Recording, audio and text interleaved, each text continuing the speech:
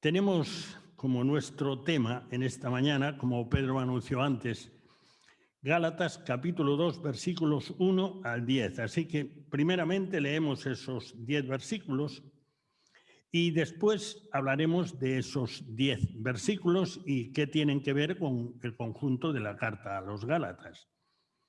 Dicen así: después, pasados 14 años, subí otra vez a Jerusalén con Bernabé, llevando también conmigo a Tito. Pero subí según una revelación. Y para no correr ni haber corrido en vano, expuse en privado a los que tenían cierta reputación el evangelio que predico entre los gentiles. Pero ni aun Tito, que estaba conmigo, con todo y ser griego, es decir, gentil, fue obligado a circuncidarse. Y esto a pesar de los falsos hermanos introducidos a escondidas que entraban para expiar nuestra libertad que tenemos en Cristo Jesús para reducirnos a esclavitud, a los cuales ni por un momento accedimos a someternos para que la verdad del Evangelio permaneciese con vosotros. Pero de los que tenían reputación de ser algo, lo que hayan sido en otro tiempo nada me importa, Dios no hace acepción de personas. A mí, pues, los de reputación nada nuevo me comunicaron. Antes, por el contrario, como vieron que me había sido encomendado el evangelio de la incircuncisión, como a Pedro el de la circuncisión, pues el que actuó en Pedro para el... Como veis, ya no gripo muy bien, ¿eh?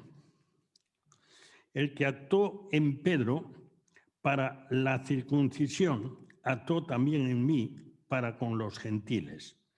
Y reconociendo la gracia que me había sido dada, Jacobo, Cefas y Juan, que eran considerados como columnas, nos dieron a mí y a Bernabé la diestra en señal de compañerismo para que nosotros fuésemos a los gentiles y ellos a la circuncisión.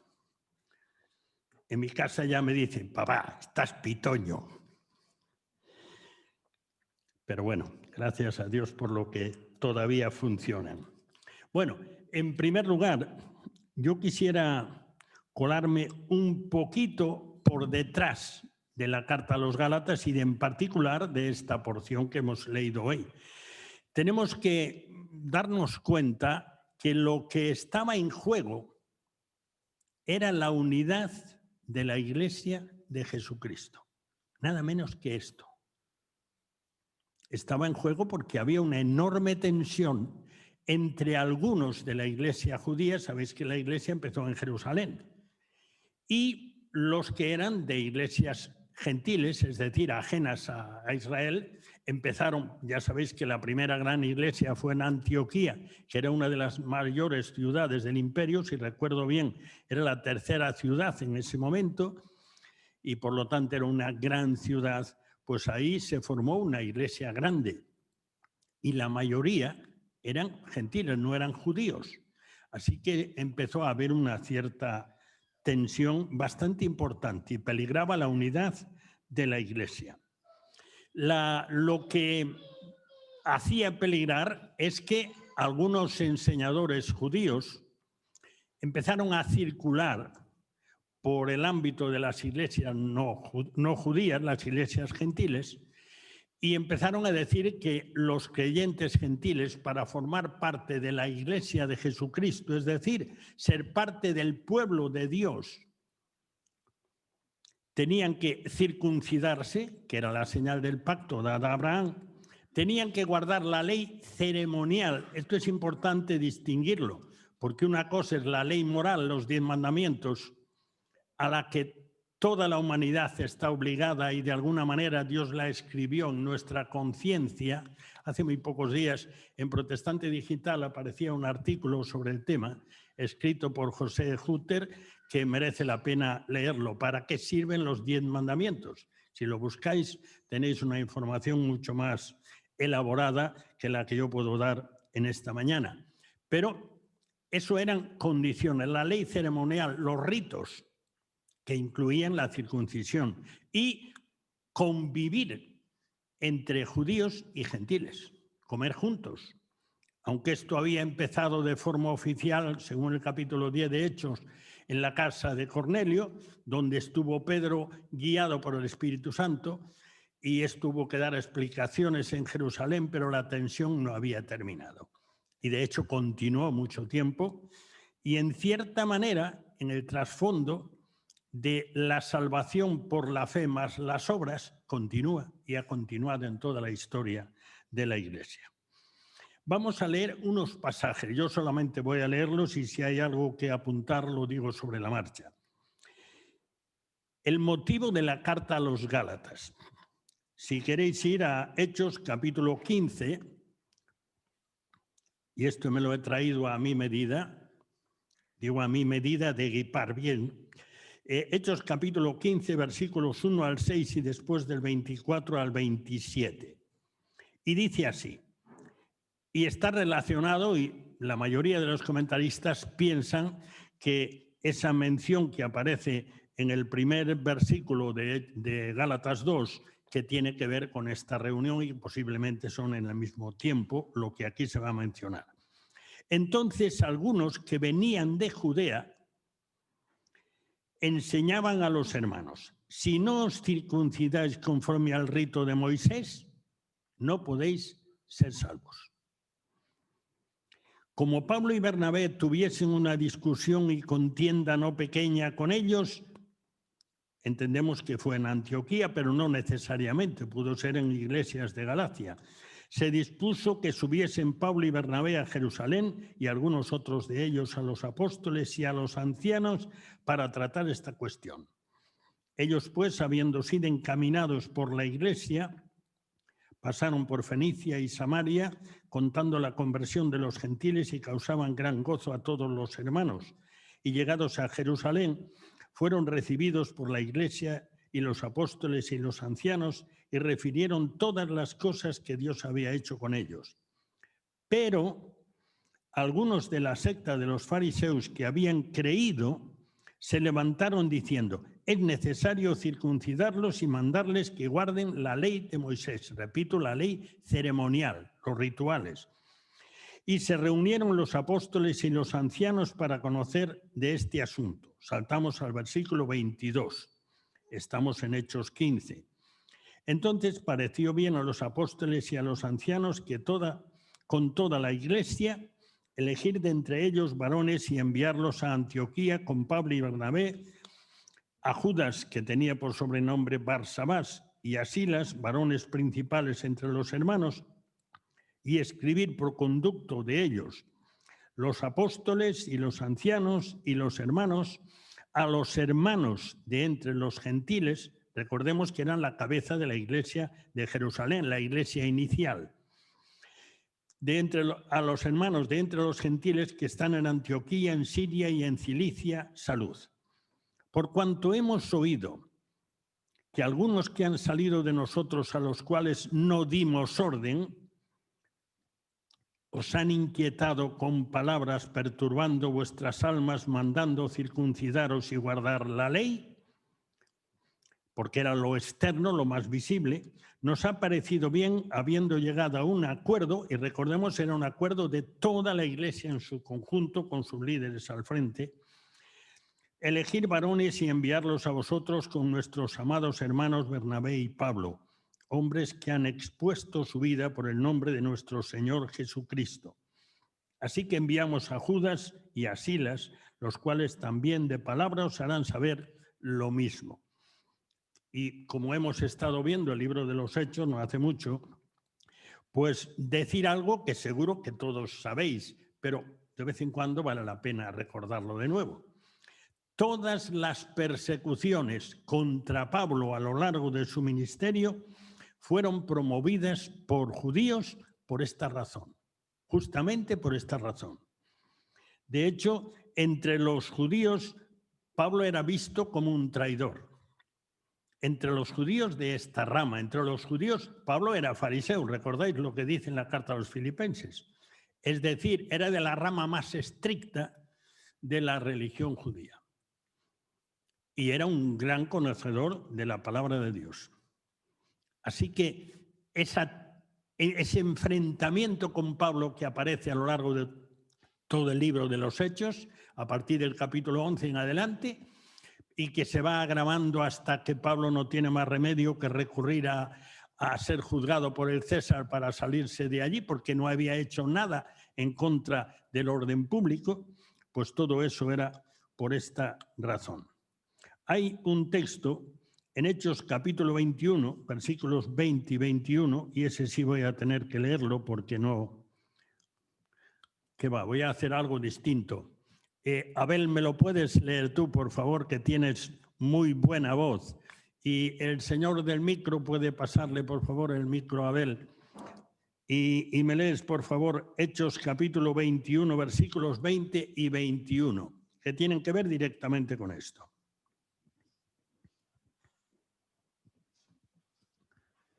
Cuando ellos lo oyeron, glorificaron a Dios y le dijeron: ya ves, hermano, cuántos millares de judíos hay que han creído, y todos son celosos por la ley.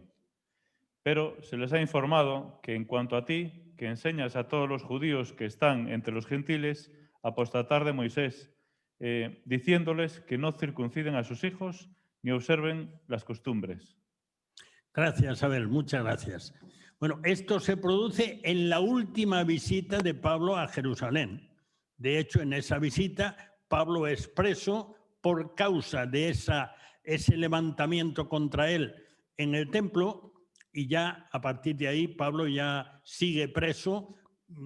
Posiblemente estuvo algunos años liberado, pero no tenemos datos específicos, pero en todo caso esa fue la última visita, fue preso, fue llevado a la Torre Antonia, que estaba al lado del templo, pero bueno, eso lo conocéis ya todos y no vamos a parar ahí. Sencillamente que este ambiente seguía respirando si ya había pasado tiempo.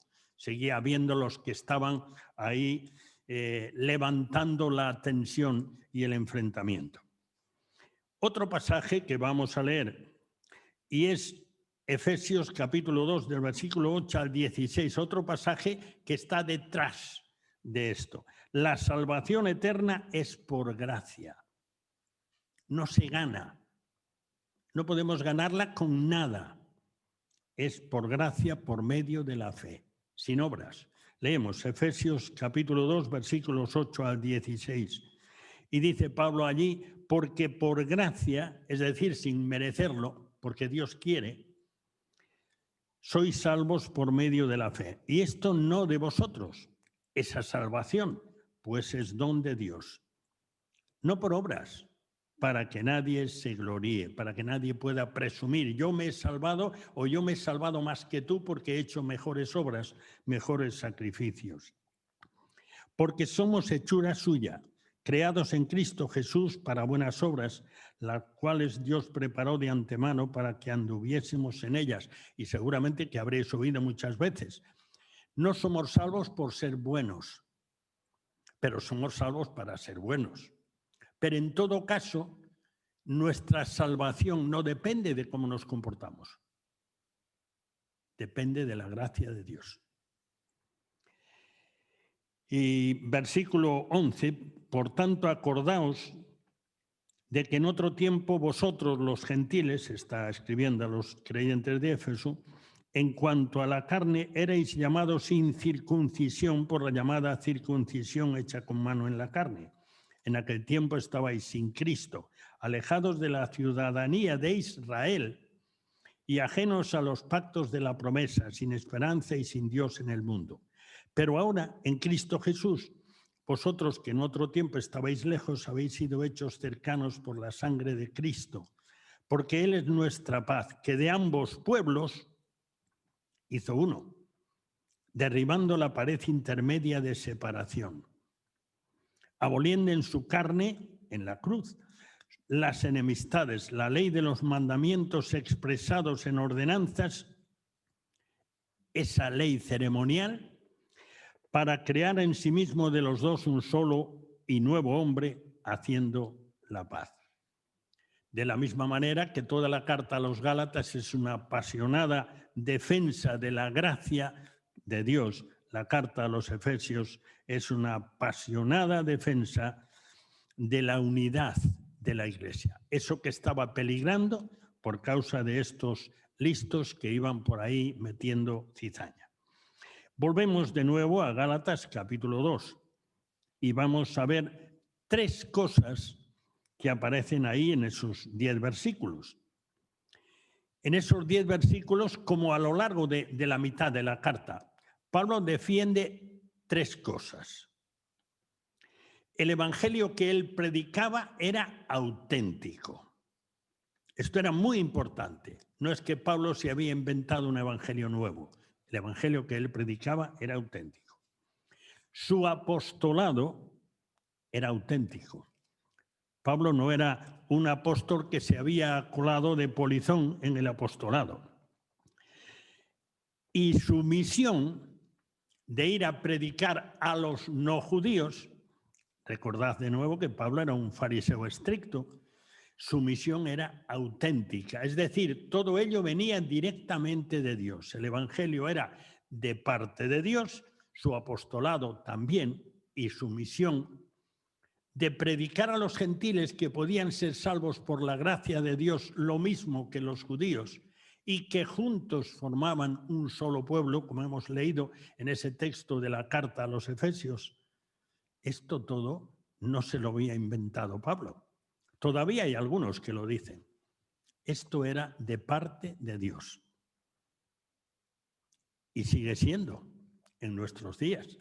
Esto era algo muy importante.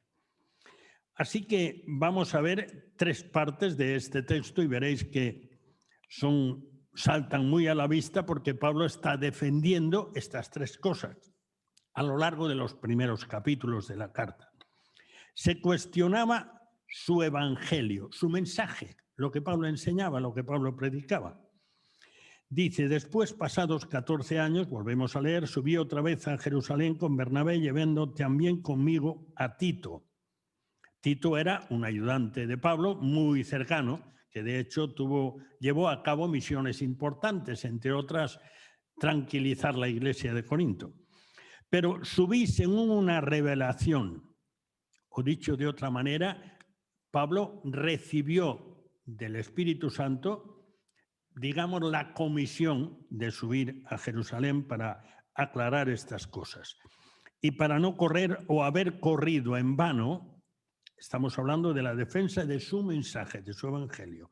Expuse en privado a los que tenían cierta reputación el evangelio que predico entre los gentiles. ¿Qué es lo que él predicaba? ¿Y por qué? Pero más ni aun Tito, que estaba conmigo, con todo y ser griego, fue obligado a circuncidarse. Recordemos que ahora Pablo está hablando de estar en Jerusalén, entre la iglesia madre, digamos, y allí están los más destacados de la iglesia, y Pablo viene con un gentil, lo reúne con ellos y lo presenta como un miembro de la iglesia de Jesucristo, y nadie obliga a que Tito se circuncide, sino que se largue, que no puede estar allí reunido. ¿Entendéis la idea de lo que dice aquí, no? Es decir, que aceptaban plenamente que el mensaje de Pablo no era de Pablo. El mensaje que Pablo predicaba era el mensaje de la gracia de Dios venida por Jesucristo. Y esto añade, a pesar de los falsos hermanos introducidos a escondidas que entraban para espiar nuestra libertad que tenemos en Cristo Jesús para reducirnos a esclavitud. Es decir, los que aún a esa altura pues decían, sí, pero recuerda, no, eso no es así. Bueno, pues estas cosas.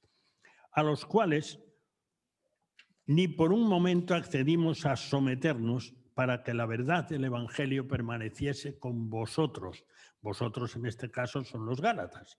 Está recordando aquella visita de él a Jerusalén, que seguramente coincide con la de Hechos 15, esa gran reunión de la iglesia para decidir qué pasaba con los creyentes que no eran judíos, si tenían que circuncidarse y guardar la ley ceremonial para poder juntarse con los judíos, porque había judíos por todo el imperio. De hecho, sabéis que Pablo, por donde quiera que iba, empezaba por las sinagogas. Y a partir de ahí, pues también a los que no iban a la sinagoga. Pero quería decir que en realidad lo que él predicaba, esto es lo que está defendiendo, lo que él predicaba era que todos eran uno en el Señor Jesús. Y eran salvos por gracia, lo mismísimo que los que guardaban estrictamente, Pablo entre ellos, los que guardaban estrictamente la ley ceremonial. Exactamente igual, porque la salvación no era por guardar las ceremonias instituidas por Moisés, sino por la gracia de Dios. A continuación, Pablo defiende su apostolado, versículos 6 al 8. Así que versículos 1 al 7, Pablo defiende su mensaje, o dicho de otra manera, manifiesta la autenticidad de su mensaje que era cuestionada. En los versículos 6 al 8, Pablo defiende la autenticidad de su condición de apóstol. Recordad que Pablo no fue nombrado, como fue el caso de Matías, ¿os acordáis? Después de la muerte de Judas, se reunieron y nombraron un sustituto de Judas. Y primero los apóstoles fueron nombrados directamente por el Señor Jesús. Entonces, ¿cómo era lo de Pablo? Bueno, sabéis que leyendo Hechos 9 descubrís que Pablo fue nombrado también por el Señor Jesucristo. Pero esto tenía que ser evidente para los demás. Ese era el tema. Entonces dice, pero, versículo 6, de los que tenían reputación de ser algo, lo que hayan sido en otro tiempo, nada me importa, Dios no hace acepción de personas. A mí, pues, los de reputación, nada nuevo me comunicaron. Y los de reputación se refiere principalmente a Pedro, a Jacobo y a Juan. Antes, por el contrario, como vieron o comprobaron que me había sido encomendado el evangelio de la incircuncisión, es decir, predicar el evangelio de la gracia de Dios a los no judíos, como a Pedro de la circuncisión, pues el que actuó en Pedro para el apostolado de la circuncisión, actuó también en mí para con los gentiles, es decir, para el apostolado entre los gentiles. Así que con esto está demostrando la autenticidad, defendiendo la autenticidad de su apostolado. Él no era un espabilado que era muy listo y hablaba con mucho fundamento porque tenía mucho conocimiento y se había colado ahí como un apóstol más. Había sido nombrado por el mismo Señor y reconocido por los más altos dignatarios de la Iglesia en ese momento. Y en tercer lugar, sumisión a los no judíos, que en realidad va incluida ahí, pero seguimos leyendo los versículos 9 y 10. Y dice lo siguiente, y reconociendo la gracia que me había sido dada, es decir, esa condición de enviado, apóstol es un enviado, de enviado personal del Señor Jesucristo para llevar el evangelio de la gracia de Dios a los no judíos, Jacobo, Cefas y Juan, Cefas es Pedro, como sabéis, que eran considerados como columnas, nos dieron a mí y a Bernabé la diestra en señal de compañerismo, es decir, el respaldo público, visible y real, que nosotros fuésemos a los gentiles y ellos a la circuncisión. Solamente nos pidieron que nos acordásemos de los pobres, lo cual también procuré con diligencia hacer. Esta es la defensa de su misión. Así que las tres cosas son tratadas en esta breve porción del capítulo 2, pero en realidad desde el versículo 1 del capítulo 1. Pablo defiende la autenticidad del evangelio que predicaba, era el evangelio, la buena nueva, no era una buena nueva distinta, ni complementaria ni inventada. Era la buena nueva del evangelio de Dios por medio de Jesucristo. la salvación por la sola fe. Y esto sigue teniendo dificultades para aceptarse en nuestros días. Todos dentro de nosotros tenemos un impulso a presentar delante de Dios algo que merezca su atención, su favor, su regalo. Y a veces nos cuesta darnos cuenta que ni hemos merecido, ni merecemos, ni mereceremos nunca nada. La salvación es un regalo. Nosotros no podemos poner nada, ni un ápice, para ser salvos. La salvación es un regalo de Dios, que ha costado el precio más alto que nunca se pagó ni se pagará jamás. Dios hecho hombre. Como hemos recordado en esta mañana, dio su vida para poder regalar la salvación. De la misma manera, esa función de enviado de Dios, de Pablo, pues es algo que a lo largo de la historia ha seguido teniendo cuestionadores. A lo largo de la historia. Pablo no era un fariseo renegado, como le acusaban los judíos, con un mensaje falso, sino que era un enviado de Dios. Y nos quedamos ahí porque nos falta minuto y medio. Nos quedamos ahí. Yo espero que nos hayamos quedado con lo esencial de este pasaje. La salvación es por la gracia de Dios y Pablo ha sido especialmente escogido por el Señor para comunicar ese maravilloso mensaje, y ahí tenéis 13 cartas suyas que son recogidas en el Nuevo Testamento para recordárnoslo, y realmente tenemos necesidad de detenernos y meditar en las cosas que él nos relata, porque hay cosas realmente grandiosas y algunas casi ni nos asomamos, como ese texto que Abel nos recordaba antes, de la trascendencia, y en el capítulo 1 de Efesios hay más de esto, de la trascendencia de la obra de Cristo, no solo para nuestra salvación, sino algo que implica toda la creación de Dios. Vamos a terminar en oración y espero que la meditación en este tema refuerce nuestra confianza en el que nos ha salvado por gracia. Oremos. Señor y Padre nuestro, en esta mañana nos presentamos delante de ti reconociendo que muchas veces nos olvidamos de la maravilla de la salvación que hemos recibido.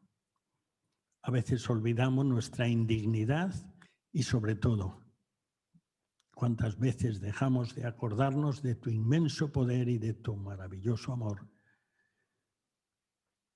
que ha puesto en marcha ese acontecimiento que es el más importante de los siglos.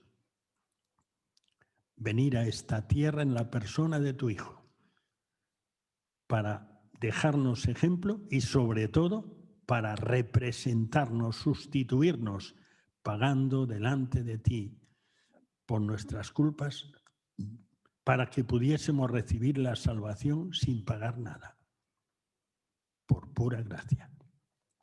Señor y Padre nuestro, gracias por tu gracia. En el nombre de Jesucristo. Amén.